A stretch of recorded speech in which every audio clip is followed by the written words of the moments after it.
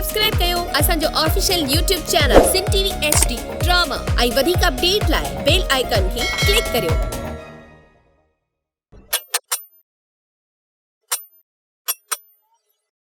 छोटो बाबा 10 नंबर जो पानू दे।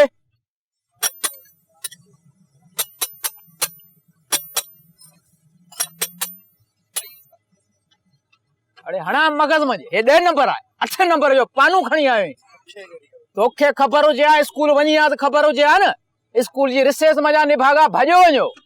खबर कोने पढ़ंदा त खबर पवंदी न सदाई अंधा। अस्सलाम वालेकुम शकूर भाई।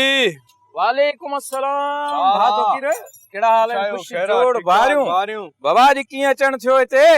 बस शकूर भाई तो गुजरा पो सोचम त चक्कर लगाइंदो ना तो वटा भला पंध पियो घूमी बाइक कोने आ भा अने बाइक आहे भाव टाऊ हलाए दो हां बियो चाय घुराया तुंजे लाइ छोटो चाय खणी जे बाबा पांजे लाइ घुराए मागे मूड ना है फिलहाल। हां ठयो रहण दे बाबा ये वाला बाइक केंदो ने ए कारी बाइक हां या तो के बाबा बाइक वठण जो प्रोग्राम आहे या हां सोचा तो पांजी अलग सा वठाण एकड़ी सोचण सा थोड़ी बाइक इंदी बाबा तू इरादो पक्को कर गाड़ी तुंजी वो भी का कीमत तो हुंदस ना यार तू भाई पंजो तोसां वरी कीमत जो केड़ो हिसाब खीसो जेतरो इजाजत दे ठई पवंदा दी वो खीसो खाली हुजे तो पोछा क्या शकूर बा मुफ्ती खणी वञ बाबा तोसां को हिसाब आहे जा भाई पंजो वो भी यार को हुंदस ना मुल्ल कीमत का हुंदस ना बुधाए ना तमाम पुरानी बाइक थई है तो की भा इनमें सजी मशीनरी नई विधी है नौ पुर्जो विधो है ए सच पुछी न मु पंजे दिल सां या गाड़ी ठाई है हां सोचम तो पाण हलाइंदस पर हाण तू भाई तोखे इनकार ना है पर कीमत तो बुधाए ना नहीं कीमत छा है तो सामू फायरन वाली गाल कही है